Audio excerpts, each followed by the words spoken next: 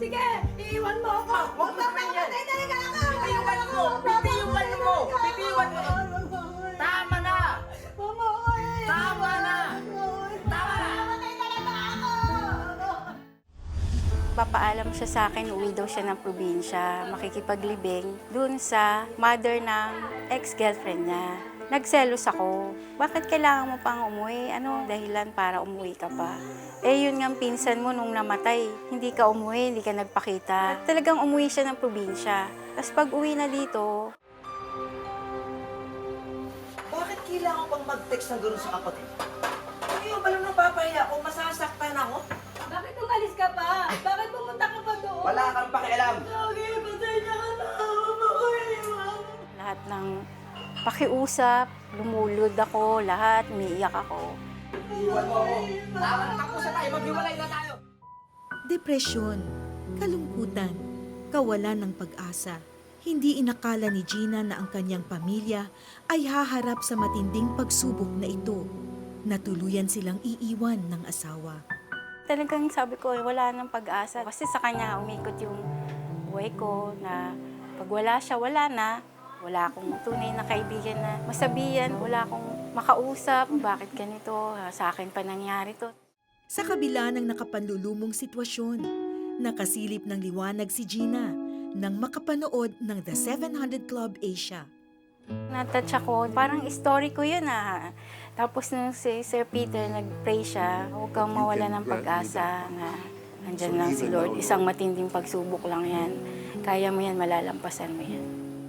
Tinanggap ko siya buong buo na, oh Lord, ikaw na manguna sa buhay ko. Nakaramdam ako ng kagaangan ng loob na alam ko, Lord, hindi mo ako pababayaan sa pagsubok niya. Hindi mo naman ibibigay ito na hindi ko kakayanan.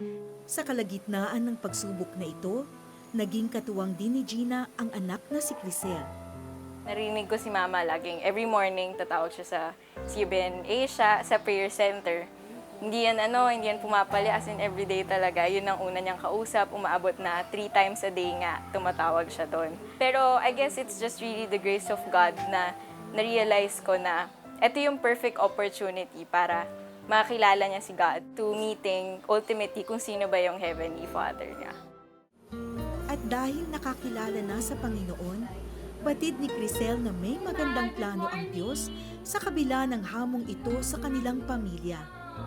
Changes were gradual. Hindi siya yung overnight nagbago na si Mama. Pero yung tangible na nakita kong changes sa kanya is that nawala na yung nature niya ng foul mouth, yung napapamura. She would dedicate time to pray, to read the Bible. Bukod pa rito, nakatulong ng malaki ang mga bagong kaibigang nakilala ni Gina sa Kristiyanong simbahan sa paanyaya na rin ni Crisel. Naging active ako, nag-volunteer ako sa Asher. Umattend din ako ng mga discipleship training. Naramdaman ko na talagang ang buhay ko hindi lang para sa isang tao, kung hindi kay Lord, na tinawag niya ako na makakilala talaga sa Kanya. Kasabay ng mga pagbabagong ito ay ang pagpapatawad ni Gina sa sarili, sa asawa, at maging sa ibang tao. Kapit lang kayo kay God. Hindi naman niya ibibigay ang pagsubok na to kung hindi natin kakayanin. Kumbaga, let go and let God.